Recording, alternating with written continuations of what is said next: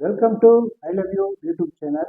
இன்றைய பதிவில் தீபாவளி முடிஞ்சு நம்ம வீட்டுக்கு தேவையான காய்கறிகள் வாங்கிட்டு வந்திருக்கேன் மார்க்கெட்டில் போய். அது என்னென்ன காய்கறிகள் வாங்கியிருக்கேன் அப்படிங்கிறத நம்ம இந்த பதிவில் பார்ப்போம். வாங்க. பல்லாரி, அவரைக்காய், தக்காளி, புடலங்காய், பீன்ஸ், கேரட், பீட்ரூட், உருளைக்கிழங்கு, இஞ்சி, தேங்காய், சவுச்சவ், காலிஃப்ளவர், வெண்டைக்காய், மாங்காய், சேமங்கிழங்கு, கத்தரிக்காய், முட்டைக்கோஸ்,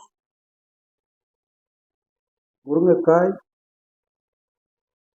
கறிவேப்பிலை, மல்லி இலை, புதினா இலை.